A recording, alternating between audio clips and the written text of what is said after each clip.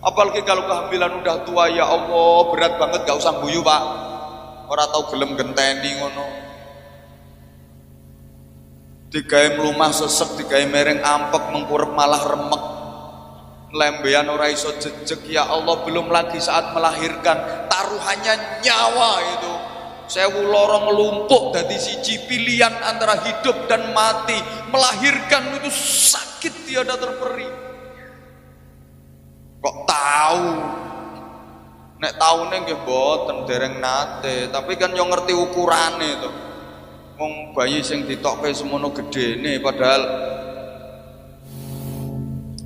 Assalamualaikum warahmatullahi wabarakatuh. Wong kuwi yen wis mati kabeh amale tugel kejaba ming telu. Idza matabnu adama in qata'a amaluhu illa min thalathin shadaqatin jariyatin aw 'ilmin yantafa'u bihi aw waladin shalihin yad'ulah. Ya sorry tak cepeti soalnya najan tak waca pelan-pelan sampeyan ya ora ngerti. Ketika manusia sudah mati, sedaya amale tugel kejaba ming kari telu. Siji sedekah jariyah, loro ilmu sing manfaat, telu anak solih solihah ingkang selalu ndongake.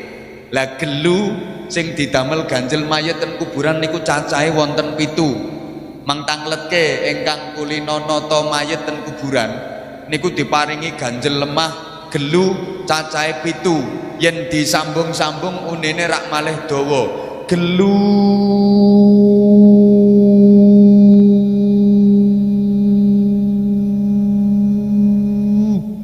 pitu kok. Nek meng setunggal nggih gelu ngoten mawon. Lah niki 7 yang disambung-sambung lak gelu. Tak dawake karepku kuwi ben nyengkreh kuwi sing nang dhuwur kuwi. Gelu banget saking gelonipun. Allahumma sholli ala Muhammad. Dan itu benar. Orang itu kalau sudah mati pasti gelo. Sedaya tiyang menawi sampun sedo mesti gelo, getun. Dados napa mawon nalikanipun dateng donya, benjang sedo mesti gelo. Apapun profesi dan jabatannya waktu di dunia, ketika mati pasti gelo, getun. Sing matine sepuh ya gelo, sing mati tesih nem ya gelo. Kenging punapa para jamaah? Sebab umume menungso niku mboten siap mati, namung siap urip. Tak baleni. Rata-rata menungso niku mboten siap mati, namung siap urip. Ayo jamaah semene oke, sing wis siap mati ngacung.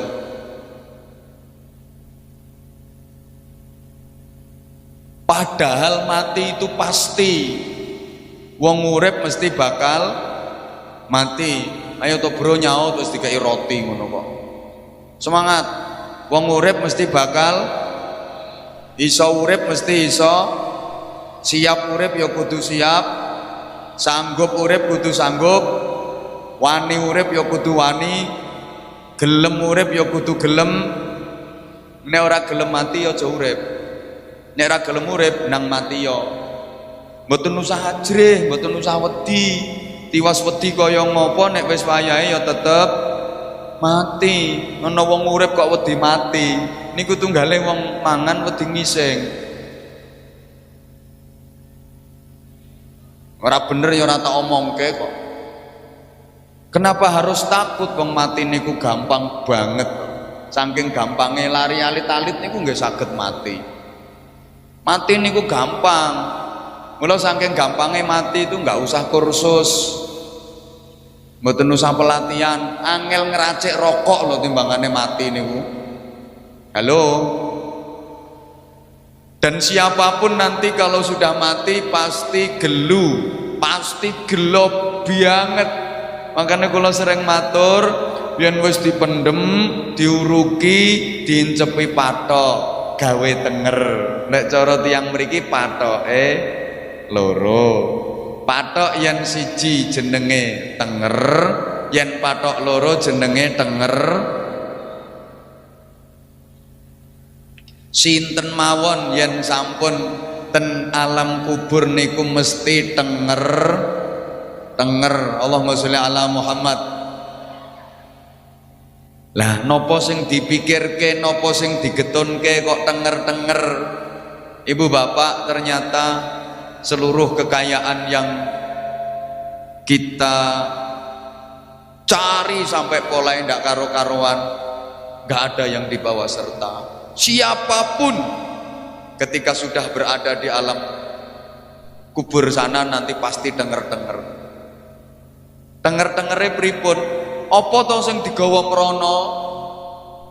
Halo, sapa to sing ngancani kono? Bondo donya sing digoleki nganti jeplok niku nggih mboten dibeto. Saake-ake donya mboten katut, wong bakul helm niku helme akeh mati ora ana sing helman kok. Cara helman ya dicoplok karo modin.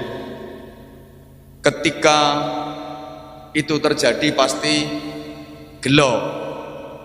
Rumah megah bagai istana.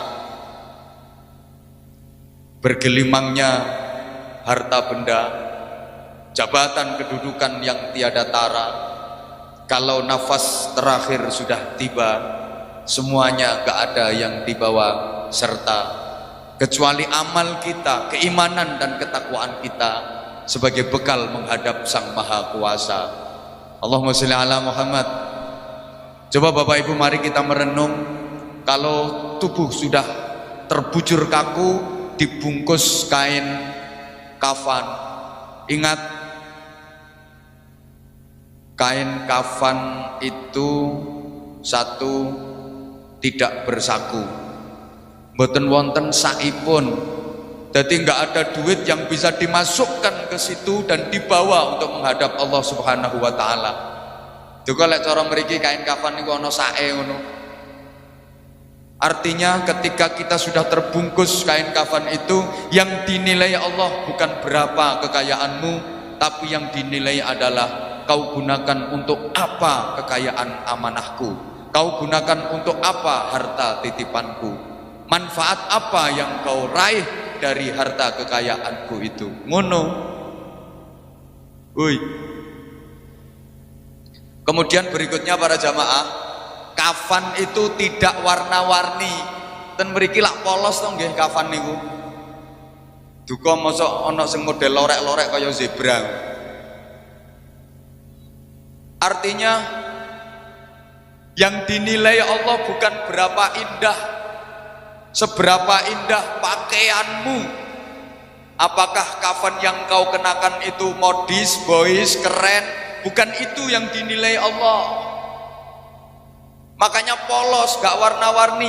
Yang dipandang Allah adalah warna-warni amalmu, warna-warni ibadahmu. Itu yang dinilai Allah. Maka mohon maaf banget saya sering sampaikan, Ibu, sebagus apapun pakaian penjenengan, tapi pakaian terakhir yang dikenakan hanyalah kafan collection. Semewah apapun kendaraanmu, kendaraan terakhir yang kau naiki hanyalah keranda Airlines. Itu satu-satunya penerbangan yang tepat waktu, bebas hambatan, dan gak pernah mengalami penundaan. Rumah megah kayak istana, rumah terakhirmu alamatnya juga di perung kuburan. Betul? Makanan yang begitu lezat, tapi yang menyumbat mulutmu terakhir kali cuma kapas. Apa tahu anak kene mayat dijijeli onde-onde.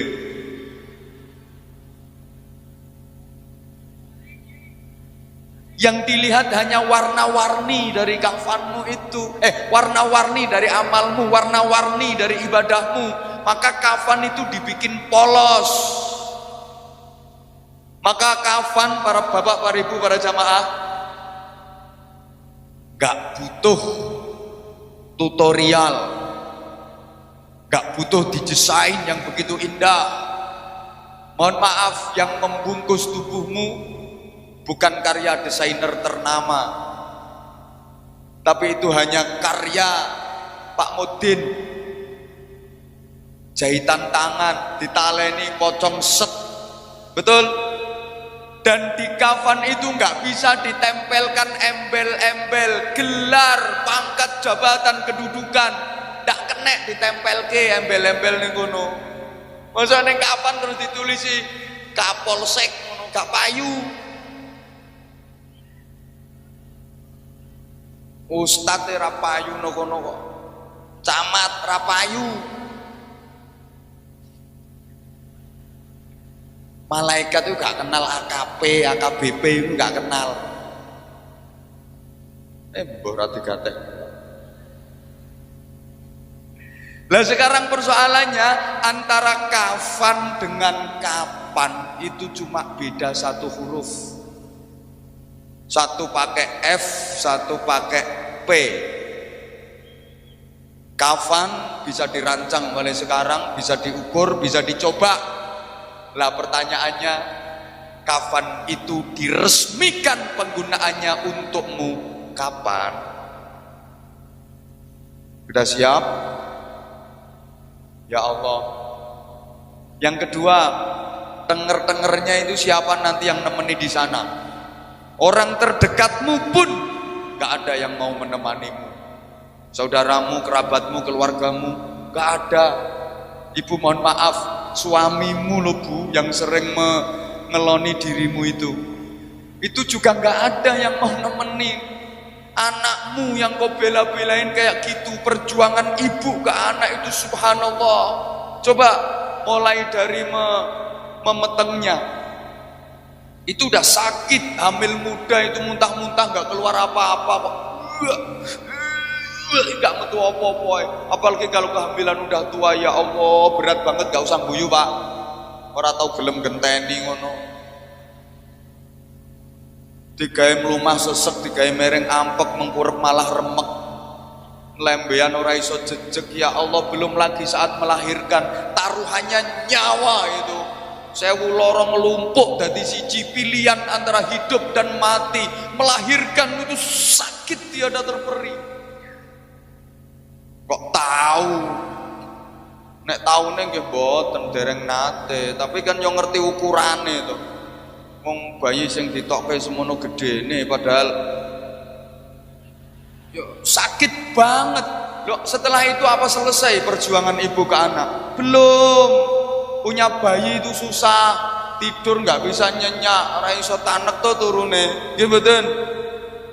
Wong nembe gayer-gayer ngoten anake cenger-cenger mesti gelem ra gelem ya nang tangi geragapan perkara nulungi. Napa melen jenengan nembe dahar kok bayine cret preketek-ketek ngono kuwi. Makme ditinggal perlu nulungi bayi kae kok rebutan ngombe kae apa to yo. Oh, diuncali rokok gratis. Ya ngono kuwi. Saku terus ra digatekke. Allahumma sholli ala Muhammad. Dilanjut mboten niki.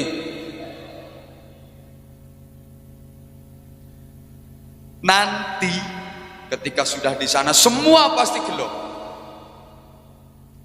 Dan yang paling tergelo-gelo, yang paling getun, paling kecewa, paling nyesel itu orang yang mati dengan tidak membawa kebaikan. Orang yang mati dengan tidak membawa kebaikan atau amal baiknya cuma sedikit. Al-Quran menggambarkan betapa mereka menjerit, merintih, meraung-raung, meratap, menghibah, memohon kepada Allah untuk dikembalikan ke dunia lagi. Rabbirji'uni la'alli a'malu salihan fima taraktu kalla. Ya Allah Tuhanku, kembalikan aku ke dunia, kembalikan aku ke dunia. Kula nyuwun wangsul ten donya Gusti. Andaikan bisa kembali ke dunia, mau ngapain? Umpama saged wangsul ten donya ngoten badhe napa? Apa arep dadi uka-uka? Boten. Apa arep dadi gendruwo, wewe gombel, jerangkong? Boten. Andaikan bisa kembali ke dunia, dia cuma mau melakukan kebaikan. La'alli a'malu sholihan fima taraktu kalla. Aku akan melakukan amal solih, aku akan melakukan kebaikan yang dulu aku tinggalkan. Halo, Ibu pangapunten Ibu, boten leres yen wonten sing ngendikan, wah kuwi wong uripe nakal banget, jahat ora tau ibadah, saiki mati terus balik nyang donya dadi arwah gentayangan. Niku boten leres. Kok umpami wangsul ten donya melih ngoten namung badhe dados ahli ibadah, badhe dados tiyang ingkang sholih sholihah, namung badhe nindakake amal kesaenan. Aja percaya Bu lek ana sing ngomong wah kuwi wong wedok nakal banget wis kentir cerewet wong sak desa tau dicelathu kabeh ge gelek digondoli lanangan wis lecek ngisor dhuwur. Lah kowe mati terus saiki balik nyang donya dadi kuntilanak, gak bener. Umpama balik nang donya arep dadi mar'atus sholihah, arep dadi ahli ibadah, ngopo kok dadi sundel bolong, kurang gawean. Menunggu kadang dibantah, saestu enten nok niku tiyang pejahe kendhat bunuh diri nang gone wit gedhe. Niku saben malam Jumat yang gene wit niku enten swanten. Iku permainane setan. Soalnya jenengan percados, akhirnya setan malah seneng jenengan didamel dolanan kali setan. Andaikan bisa kembali ke dunia, hanya akan melakukan amal kebaikan, namung badhe dados tiyang sae, badhe nglampahi amal soleh. Getun Gusti, kula gelo nyesel.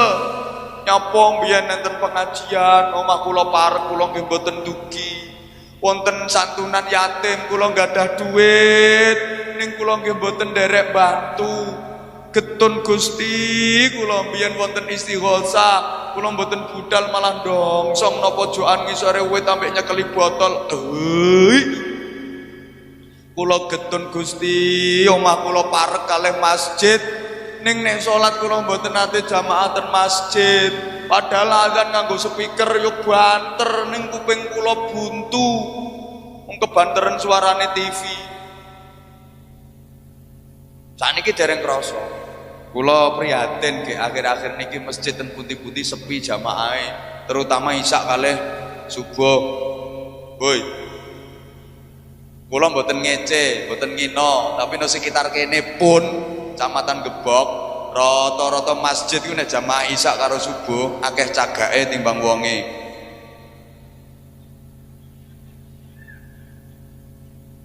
Padahal ukurane tiyang mukmin niku salat isya kalih salat subuh.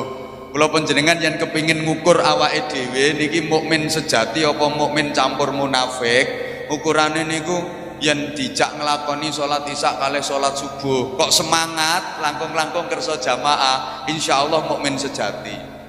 Tapi yen dijak nglakoni salat isya karo subuh kok do wegah niku ya rondok mukmin ya rondok mbuh pokoke ngono. Langkung-langkung salat subuh, padahal salat subuh itu ada kalimat khusus. Adzannya ada kalimat khusus beda dengan adzan-adzan yang lain. Di sholat subuh ada kalimat as-sholatu khairum minan banterono, as-sholatu khairum minan naum. Artine sholat kuwi luwih apik tinimbang turu. Leresipun kados ten Arab priko. Kalau mengumandangkan adzan itu sholatnya panjang, naumnya yang pendek. Sholatnya dawa, naume ndek. Niku ben salate suwe turune sedelok, salate akeh turune sithik. Kados Mekah Madinah yang jenengan pirengke niku adzane rak ngono to. As-shalatu khairum minan naum. Dadi salate dawa naume sindek. Kuwi lek diartekke lak salat kuwi luwih apik timbang turu. Salate suwe turune ming sedelo. Salate akeh turune sithik. Lah ten mriki mboten ngaten kok. Wong salate sing ndek naume sing kedawan. Gek sing ngadzani ora bocah nom, sing ngadzan wis mambu kuburan. As-shalatu khairum minan naum.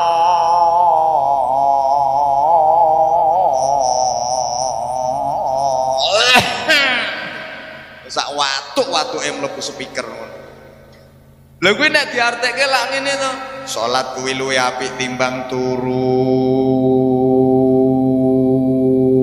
Mula aja kaget sing krungu padha kelon meneh. Benjing getun kula panjenengan yen ten donya ngeten iki dereng kraos. Soale wis didhawuhke Allah alhaakumut takatsur. Kita dilalaikan, kita dibikin terlena, dibikin lupa sama Allah, lupa sama akhirat, lupa ibadah. Gara-garane napa? At-takatsur, ake-akean donya. Ake-akean donya. Memang para jamaah, fitnah terbesar umat Muhammad itu diantaranya adalah harta. Harta termasuk duit itu jadi fitnah yang pertama dari segi jumlahnya. Kalau sudah bicara harta, duit, itu yang dipikir pasti jumlahnya, bukan mikir kehalalannya, bukan mikir manfaatnya, tapi jumlahnya. Sing penting aku menang, sing penting aku oleh, sing penting dadi wekku, sing penting akeh. Perkara manfaate gak penting, perkara carane entuk duit kuwi piye gak penting. Mbah kuwi ngapusi, manipulasi, korupsi, mbah kuwi ngentit, mbah kuwi nganakke, ngutangi 1 juta setengah tahun dadi 10 juta. Ki padha karo ngutangi cecek mbayare bajul.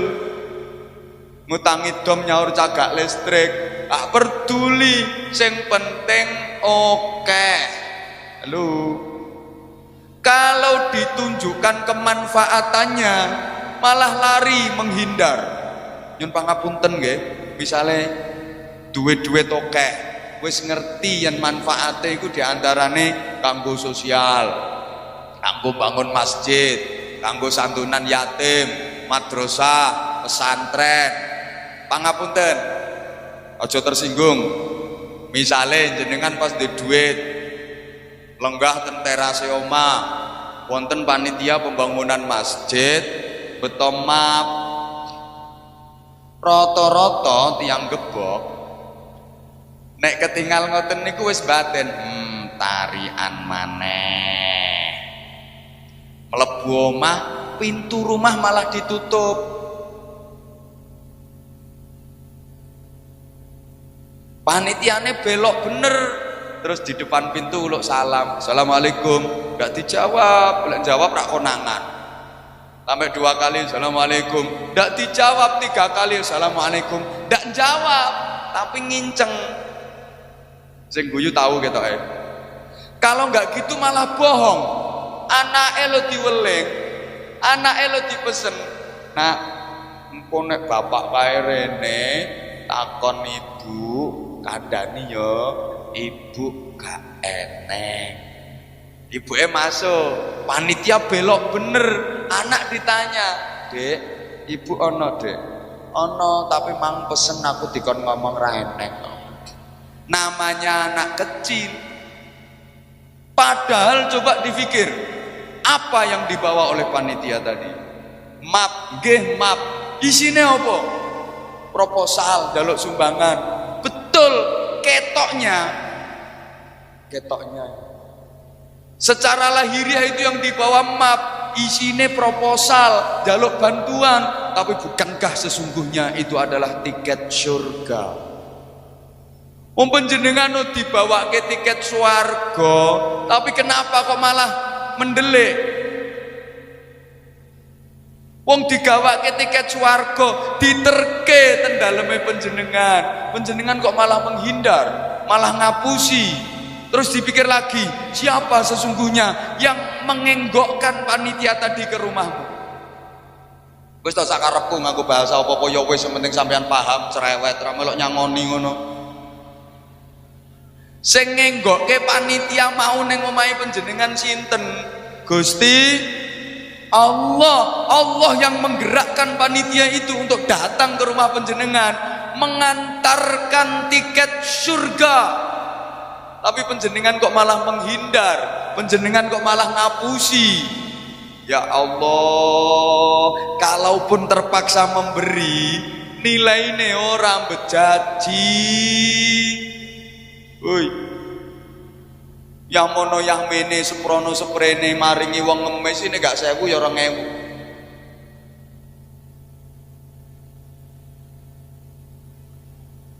Malah dinyang 500 kae. Padahal tiang gebok sing bagus-bagus ganteng-ganteng niku nggih sami pirsa. Kula nyuwun tanglet nggih, kula tangleti tolong dipun jawab. Yang bisa jawab boleh pulang duluan. Endi?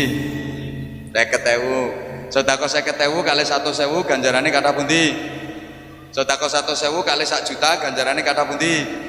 Pinter. Saiki misalnya jenengan nggawa duit, gak ada duit, terus ana panitia santunan yatim apa panitia pembangunan masjid keliling sorban apa kardus. Jenengan enten duit 100.000, 50.000, 20.000. Sing dicemplungke pira? 2.000. Rumangsaku pilihane kok mek 3 ya. 100.000, 50.000, 20.000 sing dicemplungke 2.000. Mungkin iki ayu-ayu tibake budek. Ya wis ngerti nek 20.000 karo 50.000 ganjarane oke 50.000. 50.000 karo 100.000 ganjarane oke 100.000. Tapi kenapa kadang-kadang sampai rumah dompet dibuka 100.000 digeleki kok ora eneng. Astagfirullahaladzim. Keliru gimana? Gara-gara keliru 100.000 lu masuk angin sampai seminggu. Ora usah guyu kelakuanmu yang ngono kuwi. Wong ditarik iku 100.000 ngono kuwi iso modele ana magnete kok balik neh srut ngono. Nah, cangkeme ngomong do salah. Kalau dihadapkan pilihan antara dunia dan akhirat, mesti milih donya. Ngalah ke akhirat. Saiki contoh sebelah kene. Taman misalnya ndek duit 100.000, nek potonganmu duitmu kan rapate akeh to. Wis 100.000 ae wis kakek. Ndek duit 100.000. Terus ana panitia santunan yatim datang minta sumbangan. Pas bareng itu ada pertandingan sepak bola. Wapi. Kesebelasan Persiku Kudus melawan Manchester United. Aja guyu kuwi jenenge merendahkan bangsa sendiri ya. Sapa ngerti sok Persiku Kudus tandinge karo Manchester United levelnya kok. Ya, engko nek kelakon tenan insyaallah Persiku Kudus ya remek. Mergo pertandingane apik. Lah tiketnya larang 100.000. Lah kira-kira duitmu 100.000 mbok wehke panitia yatim apa nggo nonton bal-balan? Ya jujur seneng aku nek jujur. Ya wis 100.000 kokean 50.000 nggo tuku tiket. Siji tiketnya dangdutan. Kayak penyanyi ini artisnya api-api oh, bangsane Via Valen, Nela Karisma, Tasya Rusmala, anak buahku kabeh. Apal to wong wingi Ayu Ting Ting Zaskia Gotik kalah karo Via Valen kok. Lah terus 50.000 tiketnya. Lah sijine pengajian ceramah Anwar Zahid. Tiketnya yang 50.000. Ayo, kowe menyang pengajian apa dangdutan? Makasih. Itulah kita. Akhirnya ya terus jadi standar ukuran kemuliaan dinilai dari kekayaan.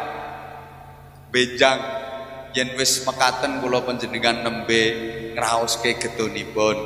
Maka saya mengingatkan kembali sesungguhnya para jamaah, waktu baru itu bukan hanya setahun sekali, tapi setiap hari kita diberi waktu baru oleh Allah Subhanahu wa taala. Makanya setiap bangun tidur itu kita diberi waktu baru, kita disuruh bersyukur. Alhamdulillah.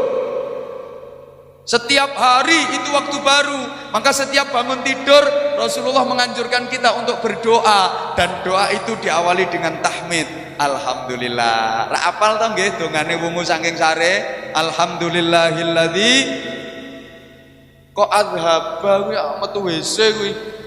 Alhamdulillahilladzi ahyana ba'dama amatana wa ilaihin nusyur. Itu kalau bangun tidurnya sebelum subuh. Tapi kalau kesiangan jam 8 nembe tangi nggih innalillahi. Bangun tidur aja disuruh alhamdulillah. Yang di alhamdulillahi bukan tidurnya semalam. Alhamdulillah dek bengi turuku kepenak banget.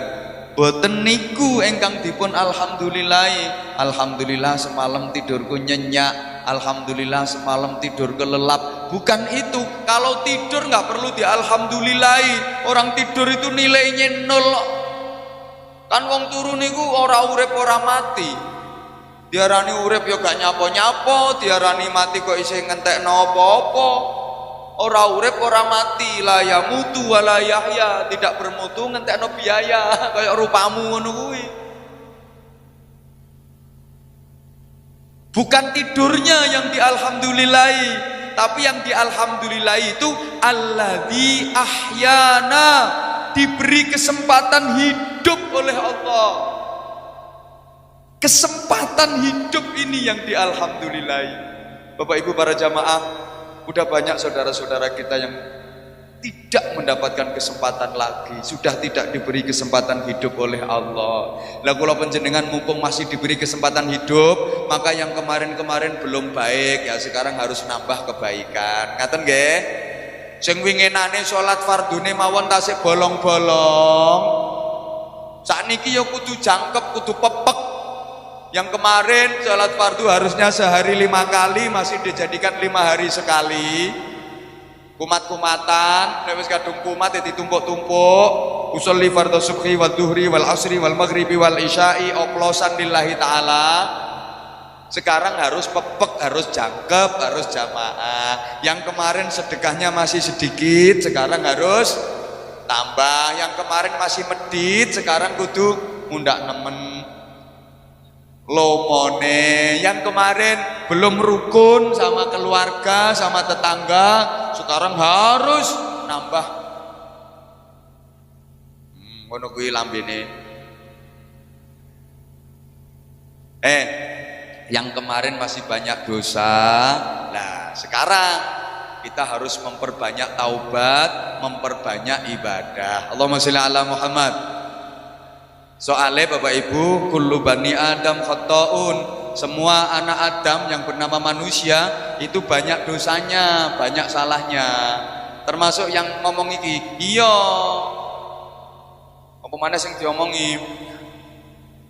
Wa khairul khata'in at-tawwabun. Sebaik-baik orang yang berdosa, sebaik-baik orang yang bersalah, itu yang mau bertaubat. Ngene bro, sampean aja kathek rumangsa, kaya aku ngene iki piye, dosaku kokean.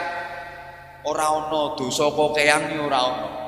Soale sak oke-oke dosa isih luwih akeh pangapurane Gusti Allah. Sebanyak-banyaknya dosa, seluas-luasnya dosa, masih lebih luas ampunanipun Gusti Allah. Kula panjenengan boten pareng putus asa.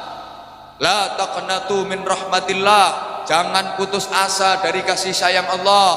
Innallaha yaghfirudz dzunuba jami'a. Sesungguhnya Allah Maha mengampuni dosa-dosa semuanya asal kita taubatan nasuha. Berapapun dosa kita diampuni Allah. Najan dosamu sundul langit paribasane, mau 5 wis khatam bola bali. Pokok taubatan nasuha bersih di ngapura Gusti Allah. Kula leh maringi gambaran niku kados HP. HP niku najan datane berjuta-juta tersimpan di situ. Begitu di flash, lep 0 kosong datane.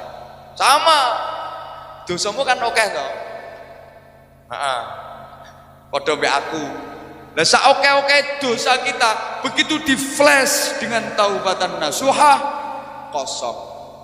0. Malah saka kawelasane Gusti Allah yang sampun tobat niku amal-amal awonipun dipun ganti dados amal sae. yubaddilullahu sayyi'atihim hasanat.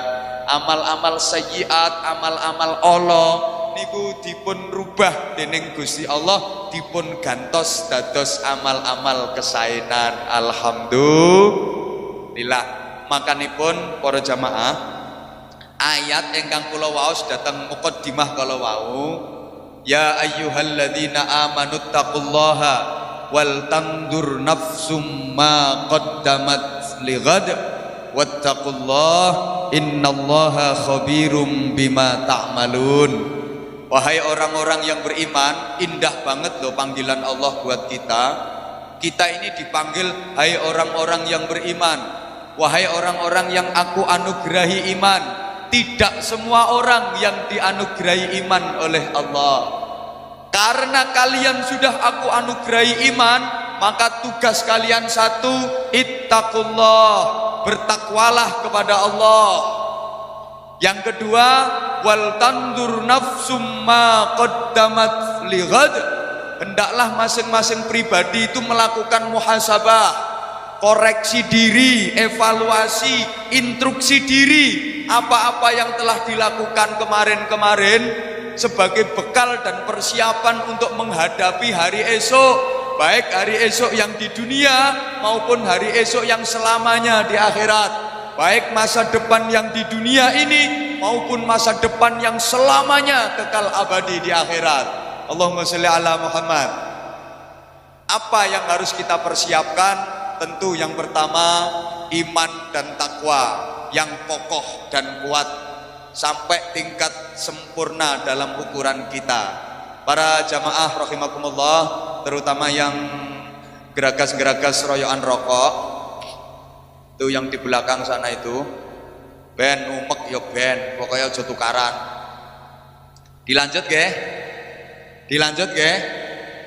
Rasulullah Shallallahu Alaihi Wasallam dakwah di Makkah selama 13 tahun mensosialisasikan Islam. Ini misi utamanya adalah membangun akidah, menguatkan iman.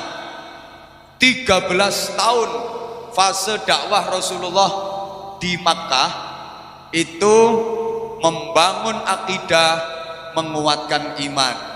Ini bisa kita lihat dari ayat-ayat yang diturunkan di Makkah yang biasa disebut dengan ayat Makkiyah, itu yang dibahas soal keimanan, yang ditekankan masalah akidah. Salah satu contoh juz Amma, juz 30 niku lho Pak, insyaallah nek wong kudus ya hafal kabeh. Nek 30 juz jarang sing hafal, tapi nek juz 30 akeh sing hafal.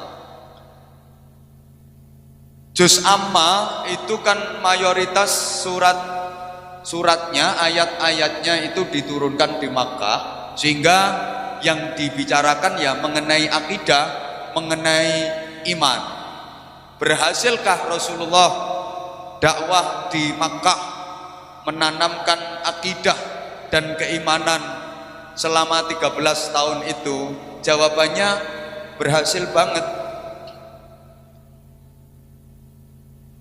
Orang-orang yang sudah masuk Islam, orang-orang yang sudah beriman, begitu teguh dalam berprinsip, begitu kuat dan kokoh keimanannya, gak tergoyahkan. Saking berhasilnya Rasulullah menancapkan akidah dan iman.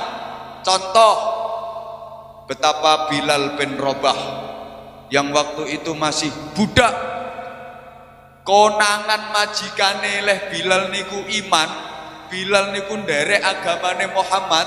Akhirnya majikannya marah-marah, Bilal, kamu ikut agama Muhammad ya? Iya. Keluar kamu, maka kamu aku bebaskan. Tapi kalau kamu tetap iman dan tetap pada agama Muhammad, akan aku kasih hukuman yang berat. Apa jawaban Bilal? Silahkan, aku siap dihukum, tapi aku nggak mau keluar dari agama Muhammad karena ini agama yang benar. Betul Bapak Ibu, Bilal dikasih hukuman yang luar biasa, diseret, dibetoten gene padang pasir niku, ngisor pasir sing panas, ndukur wat srengenge yang membakar. Boten namung ngoten, Bilal niku dicancang, lajeng ten dadane niku dijereti watu ageng. Ayo Bilal, yen awakmu gelem bali agama lawas, metu saka agamane Muhammad tak bebaske. Ning yen tetep melu Muhammad tak hukum ngene iki, dijereti watu dadane.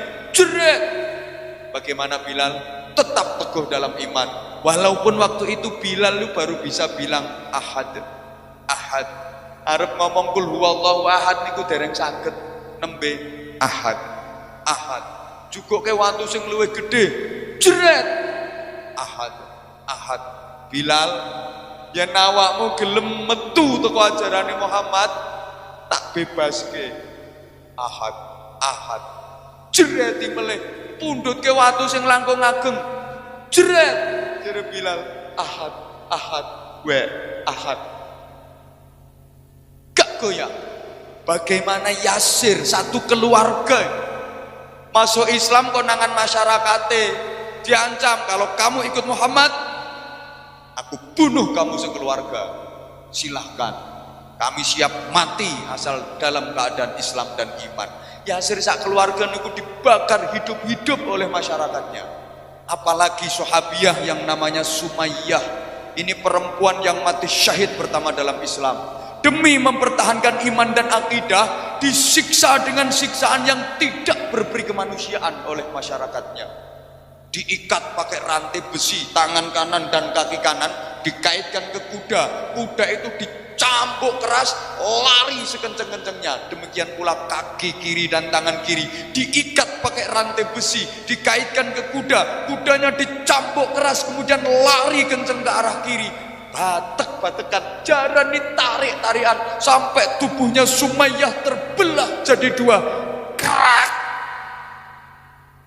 Kowe ora usah bayangke kowe. Sing bedah ndi. Yang jelas terbelah jadi dua. Berhasil berarti Rasulullah dalam menanamkan akidah. Allahumma sholli ala Muhammad. Nah, kalau sudah berhasil, nyapo kok kudu pindah ke Madinah?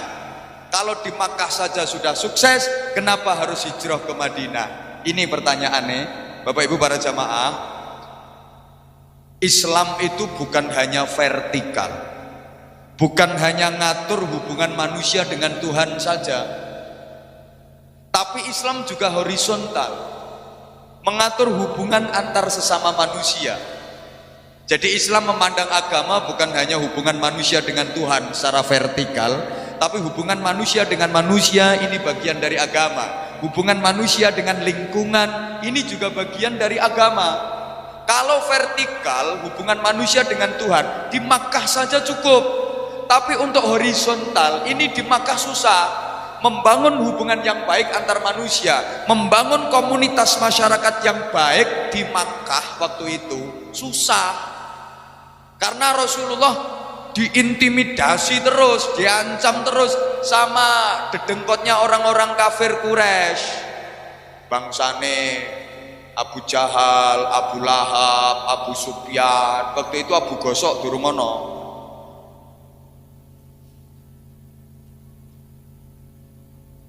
Arep bangun komunitas masyarakat ingkang sae ngoten niku repot ten kene Mekah. Jangankan bikin pengajian kayak gini.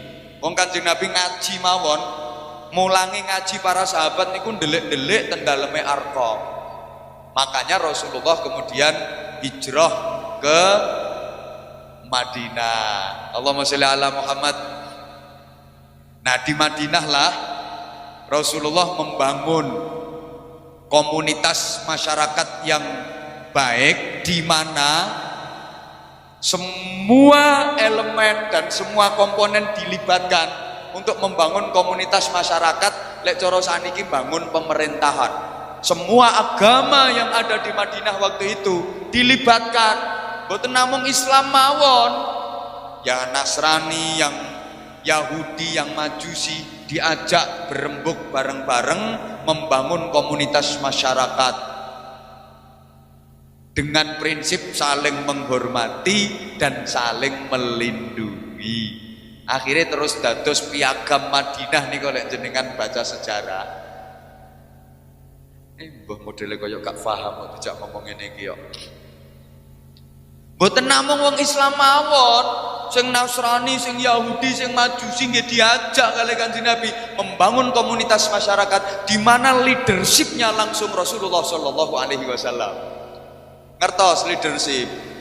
Cara sakniki nggih presidene lho Kanjeng Nabi. Dadi Kanjeng Nabi niku ya rasul, pendakwah, Kanjeng Nabi niku ya bakul, pebisnis ulung.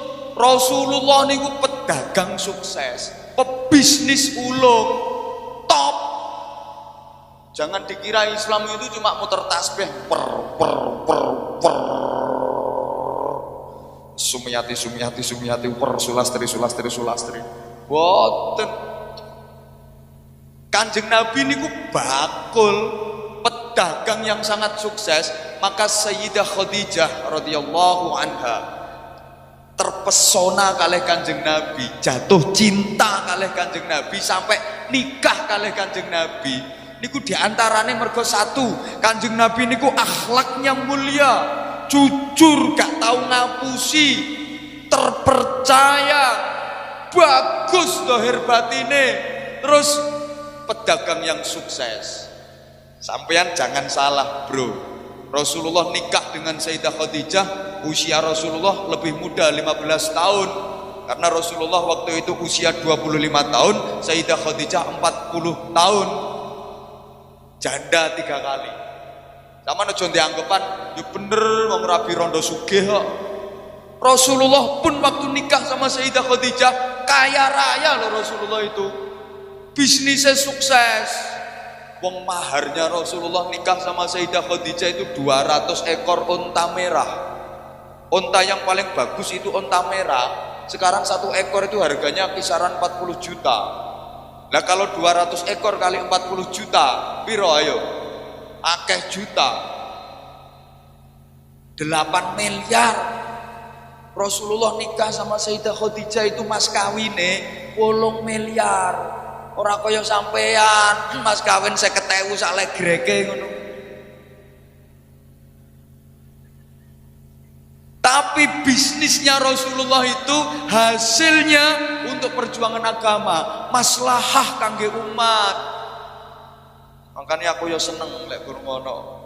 Sukun grup ke santunan yatim, nyantuni janda-janda tua. Sing tua nek sing nom wis urusane Kapolsek. Halo, dilanjut betul niki. Rasulullah niku nggih jenderal, jadi rasul, pendakwah, bakul, pedagang dan pebisnis ulung, jenderal. Rasulullah itu mimpin perang, berada di garis terdepan, 27 kali peperangan, berada di garis terdepan. Jenderal, saiki sing titele AKP ngono mimpin perang ping pira? Coba Rasulullah niku nggih kepala rumah tangga, Rasulullah niku nggih politisi, presiden. Cara saniki yo politisi handal. Makane kok kirang pas nggih umpame lek diwastani, wis Islam ku ya Islam wae, ora usah ngurusi pemerintah, ora usah ngurusi politik. Kirang pas ngoten niku.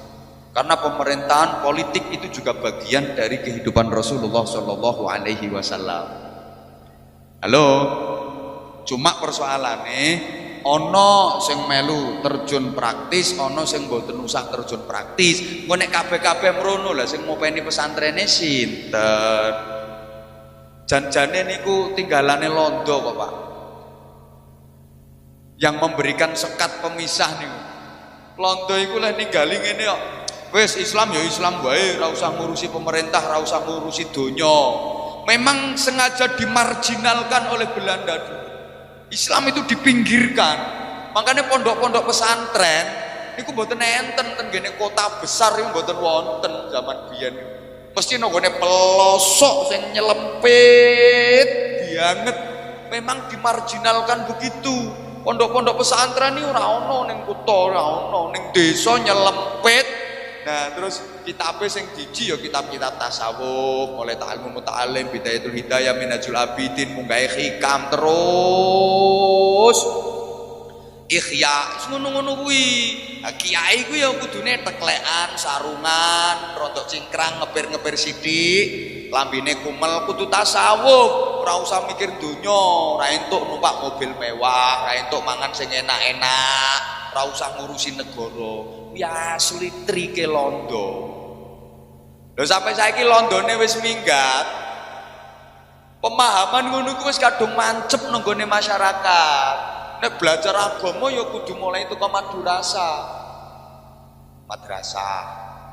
No pesantren munggahe ya IAIN, UIN. Nek nggone umum ya ming belajar umum ora iso ngaji. Sampai tekan fakultas wis kuliah nek orang ngaji dhewe ya ora iso ngaji. Soalnya nek nggone umum iki diulang agama kan cuma seminggu cuma 2 jam. Gue pantes-pantesan tok. Woi. Mbok paham mbok ora. Sampai sakniki nggih ngoten niku wong tinggalane londo. Sakjane mboten ngaten. Nah, mila Bapak Ibu para jamaah rahimakumullah, intine mawon sakniki. Alah menengo ora usah rewel. Begitu masyarakat sudah tertata dengan baik, kota yang dulu namanya Yathrib oleh Rasulullah dirubah namanya menjadi Madinah. Artinya apa? Peradaban. Madinah itu artinya peradaban. Jadi Rasulullah itu menghijrahkan manusia dari jahiliyah menjadi Madinah, dari yang biadab menjadi beradab. Metodenya luar biasa bagus. Nah sekarang persoalannya ini, kula nderek maringi wawasan sekedhik kagem panjenengan. Apakah pemerintah itu harus disestempel Islam? Jawabannya tidak harus. Nah kalau seluruh penduduknya beragama Islam dan semuanya sepakat, monggo. Tapi kalau penduduknya tidak beragama Islam semua, ya nggak harus. Ini perlu saya sampaikan, soalnya akhir-akhir ini mulai ada kelompok-kelompok yang punya anggapan seakan-akan orang Islam harus hidup di negara dan pemerintahan yang disestempel Islam. Kalau stempelnya nggak Islam, dianggap tidak Islami. Padahal antara stempel dengan isi itu kadang-kadang sama, kadang-kadang boten. Stempel karo amalan kadang-kadang podo, kadang-kadang beda. Ono sing stempele Islam, tapi amalannya boten Islam. Ono sing stempele boten Islam, tapi amalannya Islam. Diparingi contoh boten? Beberapa negara luar negeri yang saya kunjungi. Kita antemi loh. Saya jelek-jelek gini udah sering diundang ke Hong Kong, Taiwan, Jepang, Malaysia, Singapura, Korea. Itu stempelnya lah boten Islam toh. Tapi mereka justru malah merebut amalan Islam. Kita yang punya teori tapi mereka yang mempraktekkan. Nyuwun pangapunten nggih.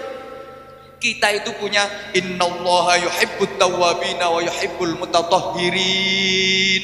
Allah itu cinta orang-orang yang bertaubat dan orang-orang yang bersuci. Dalile an-nadzafatu minal iman. Kebersihan itu bagian dari iman. Loh, ini dirampas oleh mereka. Kula ten Hong Kong niku mboten negara Islam. Blas nate nitih Star Ferry di sungai yang lebar dan besar. Sungainya jernih, banyune bening banget. Kula niku madosi plastik setunggal ini mboten panggih. Golek sampah sing krimpul-krimpul nang gone kali niku mboten wonten. Dadi banyune bening bersih sampai iwak niku lho ketinggal. Iwak cili-cili niku lho ketinggal. Betul-betul praktekke niku. Lah nek kali no Kudus kene lak ra ketok banyune. Ora perkara butek kok, katokmu barang klimpur-klimpur no kono kok. Ya gombal ya pembalut.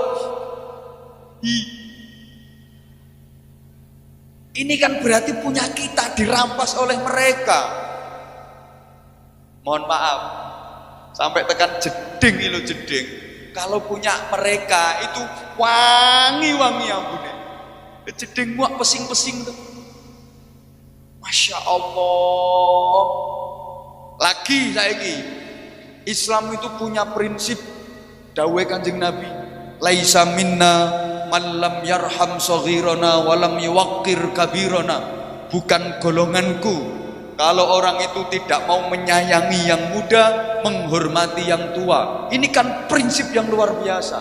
Sayang kepada yang lebih muda, hormat kepada yang lebih tua. Kalau ini ditekankan, baik itu organisasi, baik itu perusahaan, baik itu partai, baik itu masyarakat terkecil namanya desa sampai terbesar namanya negara, kalau mau pakai prinsip menyayangi yang lebih muda, menghormati yang lebih tua, pasti akhlaknya terjaga. Betul? Yang punya itu kita Islam, tapi yang praktek nih lho wong kono. Neng Hongkong, neng Taiwan, neng Korea. Iku kalau naik kendaraan umum semacam kereta, semacam bus, itu kalau ada kakek-kakek atau nenek-nenek yang naik kok kerengkelan arep munggah, itu yang muda-muda yang dapat duduk, dapat tempat duduk, kompak berdiri, rebutan nyambut kakek-kakek nenek-nenek yang kerengkelan tadi, dituntun, dilungguhke nyang korsine, ndekne ngadeg. Silahkan kakek yang duduk, nenek yang duduk, saya yang berdiri. Coba nang kene. Ben numpak bis, apa maneh jajar gendaan. Terus ana mbah-mbah munggah kerengkelan, mbok tulungi. Malah mbok loke tuwek kelautusan. Iki jenenge setempele Islam, tapi prakteknya ora Islam tuh ngono kuwi nek kelakuanmu. Lah kono ki setempele ora Islam, tapi amaliae amalia Islam. Sebaliknya, ada yang setempelnya Islam tapi amalnya gak Islam. Negara-negara Arab, mulai Afrika coba diurut, Sudan, Somalia, Irak, juga terus Iran, Afghanistan, Yaman, Mesir, Saudi Arabia, Syria, setempelnya Arab. Tapi apa yang terjadi di sana akhir-akhir ini? Kisruh, perang saudara, ribut gak rampung-rampung. Ya Allah, tenggene Syria itu sampai sekarang tercatat sudah 250.000 lebih umat Islam yang mati di tangan umat Islam sendiri. Ya wes padha menenge. Ono maneh kelompok umat Islam yang tidak mau menerima sebuah negara, namanya kelompok ISIS. Iki ISIS bahasa Inggris bu, dudu bahasa Kudus. Lek bahasa Kudus kan semeriwing. Sampai sekarang hancur lebur keadaannya. Pangapunten, iki jenenge setempele Islam tapi amaliai boten Islam, karena Islam tidak pernah memerintahkan saling membunuh sesama umat Muhammad sallallahu alaihi wasallam. Halo. Dilanjut boten? Kersane rontok duwe wawasan sidik-sidik kula panjenengan. Nah, beda dengan Islam yang dibawa ke Indonesia, ke Jawa oleh para wali. Pangapunten Pak Camat, Pak Komandan. Para wali membawa Islam ke Indonesia itu tidak melalui pemerintahan. Soalnya para wali termasuk Sunan Kudus, termasuk Kanjeng Sunan Muria, itu dudu pejabat, yo dudu PNS. Jadi yo gak ono undang-undangan bayaran, gak ono undang-undangan pangkat. Mereka, beliau para wali itu profesinya dagang. Hidupnya dicurahkan untuk khidmah kepada umat. Bahkan lebih mementingkan masyarakat daripada kepentingannya sendiri. Dalam menyebarkan Islam tidak melalui kekerasan. Masuknya Islam ke Indonesia tidak melalui kekerasan. Tidak ada perang agama dalam masuknya Islam di Indonesia. Yang ada itu adalah perang antar kerajaan, rebutan kekuasaan, bukan perang agama. Betul? Wis sampean gak pate paham ya wis nyauto betul ngono urusane ben cepet. Betul? Nah, nek ngono kan ora pati ketara bodhomu. Prinsipe napa? Wal yatalattaf. Ayat Quran sing pas tengah-tengah biasanya ditulis tebel warnanya merah, itu unine rak wal yatalattaf. Maka berlembut-lembutlah kamu dalam membawa agama. Alus, ini perlu sangat kula tekanaken soalnya sekarang kelihatannya udah mulai terganggu. Bapak Ibu para jamaah, kula aturaken sekedhik nggih. Belanda menjajah Indonesia niku dangu napa sekedap? Sekedap napa dangu? 350 tahun lebih. Belanda menjajah Indonesia itu bukan hanya ingin merampas kekayaan alam Indonesia, boten, tapi juga punya misi menyebarkan agama di Indonesia. Tapi mergo Belanda kuwi nek karo masyarakat kereng, mula agamane londo ora payu. Sing payu agama yang dibawa oleh para wali. Karena para wali itu mengayomi masyarakat, welas asih dan tidak pernah mengerengi masyarakat. Mengerengi itu ya memperkereng. Allahumma sholli ala Muhammad. Ngeten nggih. Iya ya nerangke sampean sing penak. Ya ngene. Para wali niku nek ngumpulke masyarakat ngeten. Sing ditangletke mboten kok agamamu apa? Soalnya agamane jelas dudu Islam. Wong agamane ku ya Hindu, Buddha, Klenik. Klenik niku bangsane Nyi Roro Kidul, Nyi Blorong, Mak Lampir, Nini Pelet, Grandong wa ala alihi wa ashabihi ajmain. Ning sing ditakokke kuwi permasalahanmu apa, kebutuhanmu apa? Masyarakat kene iki ana permasalahan apa? Anu Kanjeng Sunan mriki niku wancine pagebluk, kathah penyakit, esuk loro sore mati, sore loro esuk mati. Oh ngono. Ya wis ayo ndonga ya, nyuwun nanggone sing Maha Kuwasa, sing wajib ditaati, wajib disembah. Ndonga sunane. Wa nunazzilu minal Qur'ani ma huwa syifaa'un wa rahmatul lil mu'minin. Penyakite waras, pagebluke ilang. Lho diparingi waras penyakite pagebluke wis ora ana. Iki sing gawe waras pangeran sing wajib disembah jenenge Gusti Allah. Percados boten? Nggih Kanjeng Sunan percados. Monggo sareng-sareng syahadat. Terus disyahadatke asyhadu alla ilaha illallah wa asyhadu anna Muhammadar Rasulullah. Kanjeng Sunan, untuk kula sakit pun seminggu dereng saras. Ya rene tak suwo. Godhong pari godhong waluh. Ora mari tambah abuh. Sebulke waras. Sing gawe waras Gusti Allah. Percados mboten? Percados wong penyakite waras. Monggo kula syahadatke asyhadu alla ilaha illallah wa asyhadu anna Muhammadar Rasulullah. Ngoten. Masyarakat kene masalahe apa? Nganu Kanjeng Sunan, mriki niku mboten wonten jawah, kekeringan, kemarau panjang, mboten saged tandur, mboten saged icir. Oh ngono, nyuwun nang Gusti Allah njaluk udan ya. Tandung, tandek, tansus. Tanpa mendung, tanpa bledek, tanpa lesus. Resu-resu dan deres. Gemberojok udane teko. Iki ya karangan Bapak. Wis to meneng kowe. Ora melok nyangoni cerewet. Yo diparingi udan, sing gawe udan sinten? Gusti Allah. Percados mboten? Percados. Monggo kula syahadatke. Ngono carane. Masyarakat kene iki masalahe apa? Ngapunten Kanjeng Sunan, masyarakat mriki wancine paceklik. Kekurangan bahan makanan. Oh ya wis digelek padoske sembako. Akhirnya sunan-sunan ini bagi-bagi sembako.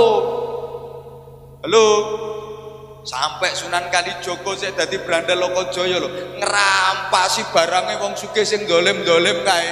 Terus dindumke, hasilnya wi dindumke sing kere-kere ngono kae.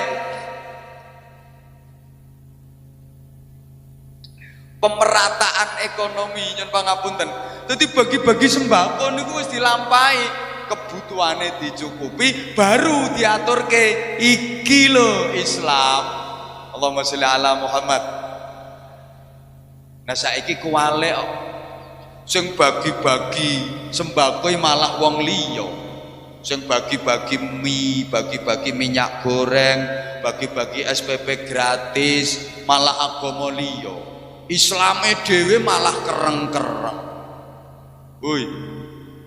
Harusnya kita yang bagi-bagi kayak gitu. Yang bagi-bagi sembako, bagi-bagi beras, anakmu tak sekolah ke SPP gratis, kita harusnya. Saiki mboten no, malah liyane yo sing bagi-bagi model ngono kuwi lho. Lah Islame dhewe tampil dengan membawa pentungan. Gak simpati kan? Makanya kula seneng banget di perusahaan rokok ini punya umat Islam, pendirinya umat Islam, manfaatnya untuk umat Islam. Bos aman ra tepuk tangan no. Mbah telat kok model. Kudune ngono, nyatane hasilnya nggo bangun masjid, nggo nyantuni yatim, termasuk bantu pondok kula, muga-muga ditambahi. Lho nggih to, liyane wae wong liya to. Hoi. Kuwi nyaut ora tau utekmu tak jak ngomong model ngene. Kok angel men sawangane. Lah, apa Islam nggak boleh keras? Ya kalau terpaksa. Kalau terpaksa, mergo dikerasi baru keras. Lek gak ngono ya aja contone kaya Palestina, tiap hari dibantai, tiap hari dibunuh. Ini nggak ada jalan lain kecuali perang. Tapi lek gak ono apa-apa, ya aja perang. Gak ono apa-apa kok ngajak perang. Lah terus persoalannya siapa yang berwenang mengumumkan perang? Yang berwenang mengumumkan perang itu ya tentu negara. Demi kepentingan negara, orang kanggo kepentingan golongan apa mana pribadi, gak cocok perang, gak cocok perang, gak cocok perang. Podo-podo dicekeli perusahaan, gak cocok perang, yo buyar perusahaannya. Umpamane lho, tapi alhamdulillah sejauh pengetahuan saya, Sukun Grup ini alhamdulillah diparingi rukun-rukun, mugi-mugi salawasipun kerukunan ini tetap terjaga. Karyawannya tepuk tangan, muga-muga bayaranmu diundai. Sing mbok arep-arep ya ming kuwi ya. Rata-rata ngono, njaluk tambahan bayaran, njaluk tambahan tunjangan gampang. Maksimalkan kinerja, tunjukkan prestasi kerja. Kalau kerjanya berprestasi, ya otomatis tunjangan ditambahi, gaji dinaikkan, otomatis. Tapi kok sing bagian direksi yang ngono. Pasarane mundak banter ngono ku karyawan ngene ku ya ditambahi. Nah ini namanya ada hukum timbal balik, wong donya isine ming ngono kuwi kok. Ada hukum timbal balik. Apapun kalau dijalankan dengan bekerja sama dan bekerja bersama-sama melalui musyawarah mufakat, insyaallah dadine mangke rak barokah. Allahumma sholli ala Muhammad. Modelmu ngono ora mikir kowe iki. Nggih. Nah, pun sakniki kula tambahi melih, misine Rasulullah berhasil karena iman. Wong niku nek imane kuat, akhlake mulya. Halo. Berarti masyarakat termasuk perusahaan, termasuk organisasi kalau kepengin jaya, kepengin solid, makmur, barokah, pertama kuncinya iman harus ditanamkan dulu. Kados Kanjeng Nabi ngoten, 13 tahun membangun iman, membangun akidah, setelah itu akhlaknya mulia, maka terbentuk masyarakat Madinah, masyarakat yang beradab, beriman kuat, berakhlak mulia. Allahumma sholli ala Muhammad. Kita juga begitu. Apa itu masyarakat, apa itu perusahaan, apa itu organisasi. Pertama yang harus dikuatkan adalah iman dan akidah. Maka kedua akhlake mesti apik. Negara nggih ngoten Bapak Ibu. Wis to kelengkapan hukum wis selengkap-lengkapnya. Kalau kepingin fungsi, yang pegang harus orang-orang yang beriman kuat, berakhlak mulia. Mbok najan wis ana KPK, BPK, PPATK, kejaksaan, kehakiman, tapi kalau yang pegang orang-orang jahiliyah, sampai kiamat kurang rong dino ya orang kira berubah. Yang pegang itu kalau ibarat senjata ya orang yang dibalik senjata itu harus orang-orang yang akhlaknya mulia, imannya kuat. Nah kalau yang pegang orang-orang yang jahiliyah, imannya gampang goyah, akhlaknya rendah, maka akibatnya apa? Hukum diciptakan bukan untuk ditaati, tapi untuk dilanggar. Malah heleng cerita, ana wong numpak sepeda motor gak nganggo helm, dielengke kancane. Mas, numpak sepeda motor gak nganggo helm. Lho, iki kudus iki. Kudus gak coro nganggo helm. Ndak usum helman. Iki kudus gak usum helman. Sehingga nanti begitu lampu kuning, lampu hijau, jalan. Lampu hijau, jalan. Lampu kuning, ngebut. Lampu merah, terobos. Bareng lampu merah diterobos, dioyak karo polisi, dikejar polisi, tangkep, ditanya. Gak tahu ya kalau lampu merah? Tahu Pak. Kalau tahu kenapa diterjang, kenapa diterobos? Ya saya gak tahu kalau ada bapak. Kalau saya tahu ada bapak yang gak saya terobos. Ini berarti kan kurangnya kesadaran tentang taat hukum. Bapak buka. Oh ya wes matur suwun. Dari rumah saku tok on. Nah, maka berikutnya ya terkait dengan hijrah saya jadi teringat kisahnya Ashabul Kahfi. Paham guys sing kula aturke ten ngajeng kala wau? Sakniki model sing diterapke para wali niku mulai dikotori dengan kelompok-kelompok yang sedikit-sedikit bid'ah, dikit-dikit syirik, dikit-dikit kafir. Bedanya di situ. Kalau tadi sempat saya singgung, dulu para wali yang justru bagi-bagi, baru Islam diaturkan dengan cara yang halus. Sekarang kuale yang bagi-bagi malah mereka, kitanya malah tampil dengan keras, tampil dengan kasar. Pangapunten, nek para wali mbiyen niku berusaha mengislamkan masyarakat yang masih kafir. Piye to sing kafir-kafir ku ben dadi Islam. Saiki kewale sing wis Islam malah dadi kafir-kafirke. Woi. Nah ini yang diterus-terus lah ndak karu-karuan mangke dadine. Saya teringat kisah dari Ashabul Kahfi. 7 orang pemuda yang kuat imannya, kuat akidahnya, tapi masyarakatnya gak terima, akhirnya diusir sama masyarakat. Mereka harus meninggalkan kampung halaman ditemani seekor anjing. Saking setianya anjing menemani 7 pemuda yang beriman, pemuda yang imannya kuat tadi. Ini ketika pemuda dilempari batu sama orang-orang kafir, anjing itu kena lemparan batu salah satu kakinya, sampai jalannya itu tikluk, tikluk, tikluk, tikluk, subhanallah. Itu besok waktu di akhirat 7 pemuda ini masuk surga. Anjing yang menemani dengan setia waktu di dunia itu ikut mengetutkan di belakangnya. Wis tak meneng kari rumah saya kok. Iki wis tak pikir misalnya.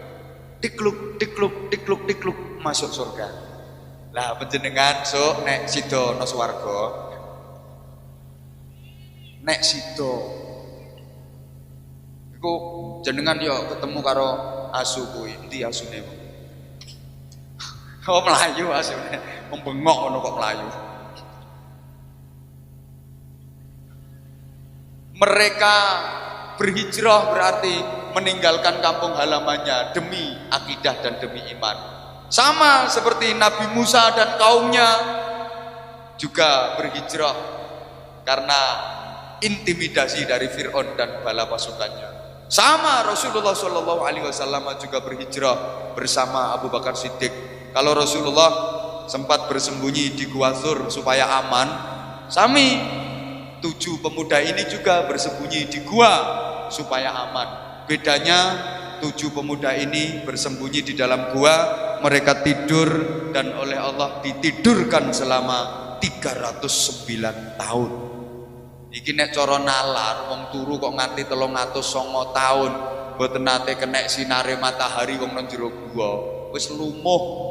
Jangankan dagingnya, tulang belulangnya udah remuk. Tapi atas keagungan Allah, atas kuasa Allah, 7 pemuda ini ditidurkan selama 309 tahun utuh, beset kulitnya mawon boten, utuh. Begitu 309 tahun lewat, mereka dibangunkan oleh Allah, terbangun. Omong-omong sak koncone, siji ngomong, iki sak pira suwene turun kene? Ya wis ana leh 2 jam. Sijine nyaut, ora mung 2 jam, iki leh 6 jam ya ana wong awakku nganti keretek-keretek ngene. Sijine nyaut, "Oh iki sono ya 8 jam menapa." Ora usah bahas jam-jaman. Sing penting mangan dhisik. Akhirnya keluar cari makan. Betapa kagetnya mereka setelah keluar dari gua. Semuanya sudah berubah. 309 tahun yang lalu, ayo bayangkan. Gebok ini loh, 309 tahun yang lalu kayak apa suasananya.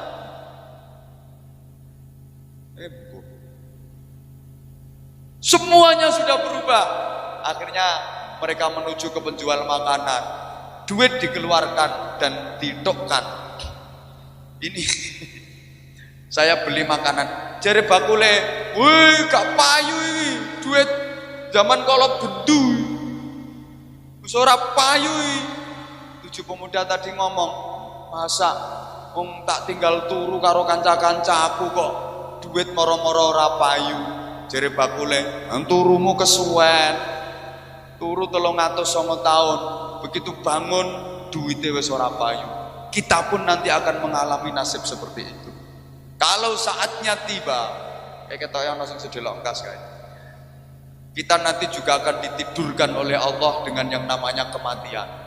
Leh matine cepet, mati wes. Setelah itu kita pindah ke alam barzah. Mungkin ratusan tahun, mungkin ribuan tahun, atau bahkan mungkin masih jutaan tahun. Begitu nanti kita dibangunkan oleh Allah, yaumul ba'ats. Loh kok masih membangga-banggakan rupiah, masih membangga-banggakan duit, nokono ora payu. Pangkatmu nokono ora payu, jabatan kita di sana juga enggak laku. Yauma la yanfa'u malun wala banun illa man atallaha biqalbin salim. Pada hari di mana harta benda anak-anak sudah tidak bisa manfaat, tidak bisa menolong, tidak bisa menyelamatkan, kecuali orang-orang yang menghadap Allah biqalbin salim, atine utuh, atine selamat.